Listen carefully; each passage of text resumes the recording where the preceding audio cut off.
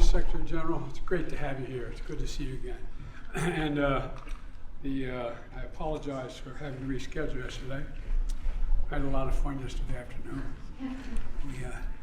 I had a little toothache problem I took care of, and thank you for accommodating me.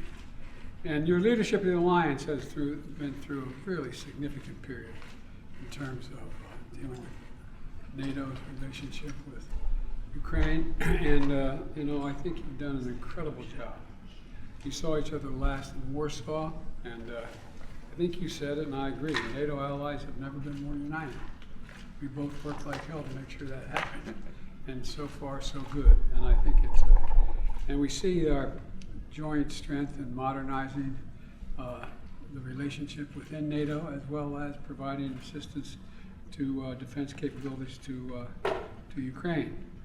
And we see it in Finland's recent accession to NATO. I remember you and I talking, and I think I said to you, I know I said to others, that Putin was making a mistake. He was looking for the Finlandization of NATO. He got the NATOization of Finland, and hopefully Sweden very shortly.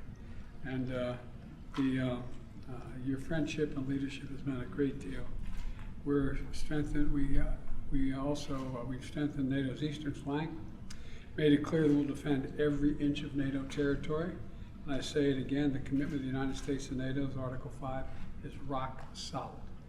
And our summit in Lithuania next month, we're going to be building on that momentum from working to ensure that allies spend enough on the defense, the 2%, not just as a height, but that's the bottom line. And NATO's engagement as well. As you know, I've kept you completely informed of my discussions with Japan and South Korea and the Pacific. I think it's the first time ever we've had a major Pacific power engaged in dealing with aggression in Europe. And so I want to thank you again, Secretary General, for your partnership, your friendship, and most importantly, your leadership in NATO. President Biden, dear Joe, thank you so much for the warm words, and thank you for taking the time to meet me once again here at the White House. It's really a great honor and pleasure to meet you. But most of all, thank you for your leadership, for your strong personal commitment to the transatlantic bond, to Europe and North America standing together.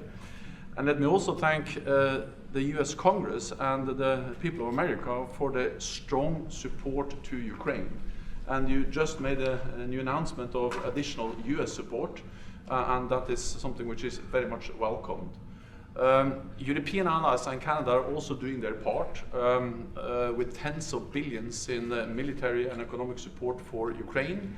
And the support that we are providing together to Ukraine is now making a difference on the battlefield as we speak. Because the offensive is launched and the Ukrainians are making progress, making advances.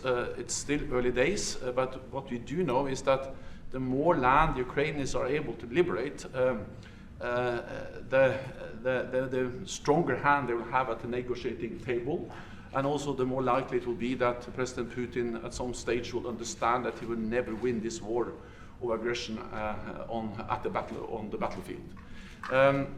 Then I think we also have to realize that Russia's brutal invasion of Ukraine was not only an attack on Ukraine, but also on our core values and on free people everywhere.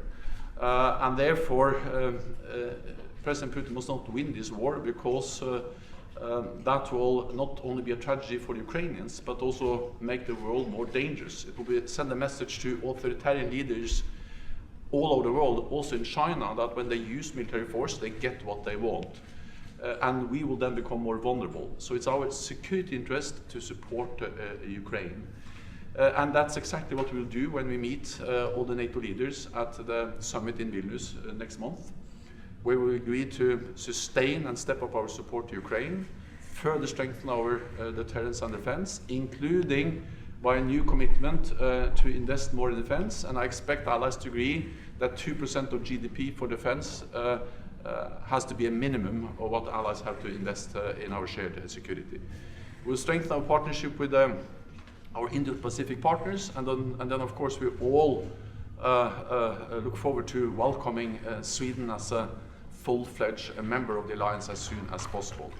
So once again, Mr. President, thank you for your leadership, thank you for your strong commitment, and I look forward to welcome you at the NATO Summit in Vilnius. Well, no small part of your leadership. We've got, beyond NATO, we've got another 30-some, well, total 40 nations that are committed to the independence of Ukraine. And I think it's a real clear message. So, God willing, we're going to be able to keep this unity up, and thank you for your leadership. President,